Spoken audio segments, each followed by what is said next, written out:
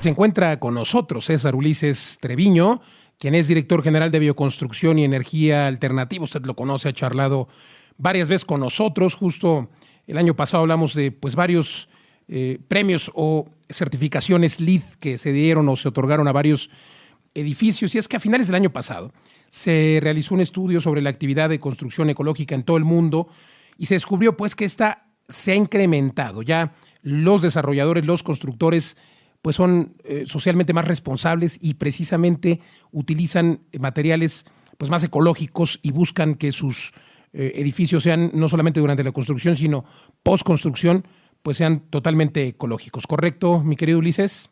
Así es, Luis, así es.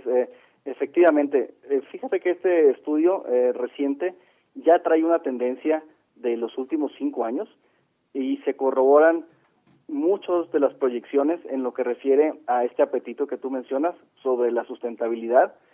Y creo que algo muy relevante a mencionar en este estudio, que dicho sea de paso, es aplicado en más de 20 países.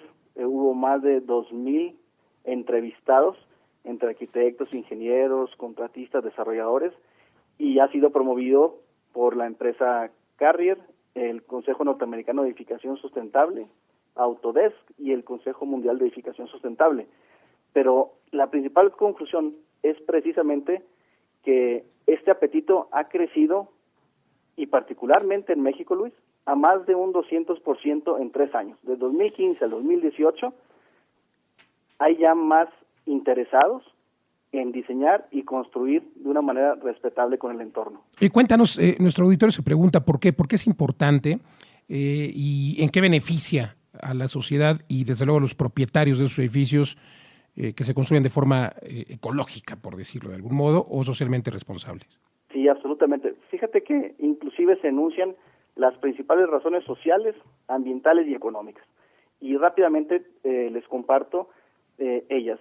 Las razones sociales para construir de una manera ecológica es el salud y bienestar de los inquilinos, mejores prácticas de negocio y mayor productividad. Esas son las principales razones sociales. Las ambientales es reducción en el consumo de energía y agua, protegiendo más los recursos naturales, menores emisiones de gases de efecto invernadero y mejorar la calidad del aire en interiores. Y las razones económicas, muy importantes. De paso, ¿no? Porque ¿Mandé? Digo de paso, porque además hay que decirlo, al final al que compra y luego al que disfruta, que tiene el uso, gozo y disfrute del edificio, le resulta más económico que si no tuviera todos estos aditamentos que lo hacen ecológico, ¿no? Exacto, las razones económicas es el menor costo operativo, un incremento en la plusvalía de los bienes raíces y reflejado en mejores precios de venta o de renta. Claro, sin ninguna duda. Entonces, este estudio denominado World Green Building Trends 2018, ¿qué resultados arrojó? Cuéntanos. Pues mira, algo muy relevante es que por primera vez, ya en 8 años, esto se ha hecho prácticamente trienalmente, empieza a destacarse el aspecto de la salud y el bienestar en los edificios. ¿Recuerdas que en una conversación anterior hablábamos precisamente cómo lo que llamamos la edificación sustentable 1.0, pues era entender que un edificio ecológico o con beneficios ambientales, pues tenía ventajas económicas, las que acabamos de mencionar. Pero ahora estamos hablando en cómo un edificio sustentable mejora la salud y la productividad de los inquilinos, de los usuarios. Y eso se está convirtiendo en una tendencia, lo que ahora llamamos la edificación sustentable 2.0, y eso se reporta ya prácticamente en todos los países entrevistados. Y una segunda conclusión muy importante es que más del 30% de todos estos entrevistados ya reportan un incremento del más del 10% en el valor de sus propiedades, ya sea edificios nuevos o existentes sustentables, ya están reportando un incremento en esa plusvalía de más de un 10%. Pues bueno, sin duda es por supuesto, un incentivo tremendo, y hay que decir que además algunos gobiernos, como el gobierno de la Ciudad de México, por ejemplo, también está aplicando algunos descuentos en el predial a quien tiene, digamos que estos aditamentos ecosustentables, y ¿Qué motivación? Digo, la económica, por supuesto que debe ser importante, pero qué mejor que además estemos aportando al medio ambiente menos o cero emisiones de contaminantes, ¿no? ¿Dirías tú que esa es la motivación que deberían tener los inversionistas y los propios desarrolladores, en crear estos edificios sustentables?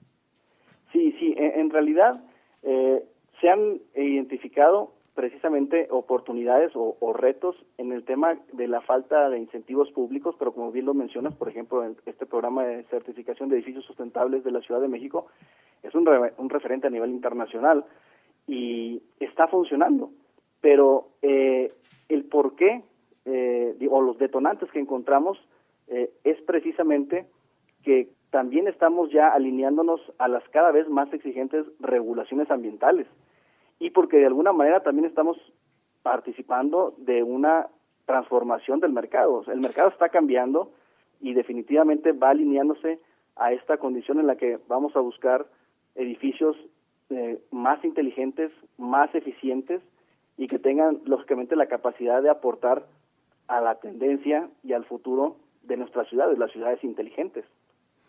Pues sin duda, la verdad es de que México es un ejemplo y hay que decir, tuve la oportunidad yo precisamente, mi querido Ulises, de entrevistar aquí en el programa el año pasado a un desarrollador que fue el primer desarrollador de vivienda, fue una torre de departamentos que recibió esta certificación de sustentabilidad, esta certificación denominada LEED, que es un ejemplo porque fue el primero en la Ciudad de México. Ya habían recibido esta certificación algunos otros edificios comerciales, por supuesto de oficinas, etcétera, algunas plazas comerciales, pero fue el primero de vivienda y yo la pregunta que le hice que me llamó la atención y que me parece más destacable de toda la entrevista es que le preguntaba yo cuál fue el costo, cuál fue la diferencia de precio.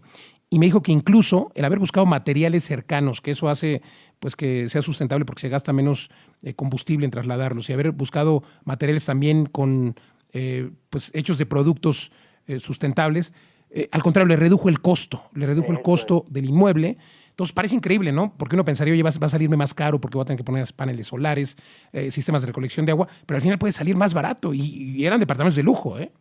Excelente, pues qué bueno que ya tengamos en México estas historias, estos casos de éxito, porque eso demuestra efectivamente que se puede lograr mucho más si se hace una adecuada planeación y diseño, donde logras potenciar las sinergias y los beneficios entre estos elementos de sustentabilidad, llámense tecnología o materiales, y qué bueno, ojalá y sean cada vez más de los proyectos que tengamos en México para compartir, donde, como tú dices, ya ni siquiera hay un costo adicional en el arranque del proyecto y seguramente los costos operativos, la diferenciación de mercado de esos productos, pues seguramente le dan una ventaja competitiva grandísima.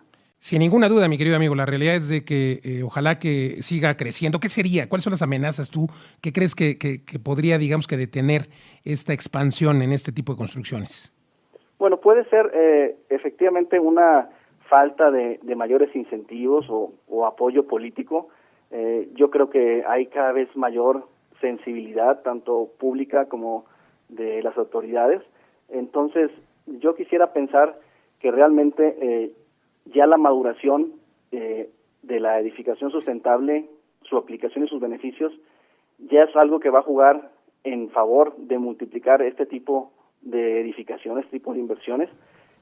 Yo creo que la parte tecnológica también ya está muy superada y básicamente lo que la academia inclusive, la educación también ya está desarrollando capacidad y conocimiento en los nuevos profesionistas del sector. Entonces, más bien el reto que yo percibiría es efectivamente esta transición de entender ahora la eficiencia de los edificios singulares en un universo mayor que es ahora la ciudad inteligente, ¿no? La que sea la ciudad completa, la comunidad completa, sin ninguna duda, mi querido Ulises. Creo que ese es el futuro, esos son los retos de la industria. Y qué bueno que, como decías bien tú hace un momento, que ya tengamos en México estas historias, estos ejemplos, y que es el primero de muchos, ¿no? Ojalá que muchos desarrolladores que nos escuchen estén ya pensando en implementar esta energía alternativa o el uso de estas energías alternativas en sus edificios. Muchas gracias, como siempre, al ingeniero César Ulises Treviño, por platicar con nosotros aquí en Mundo Inmobiliario. Un placer. Muchas gracias, Luis. Al contrario, continuamos.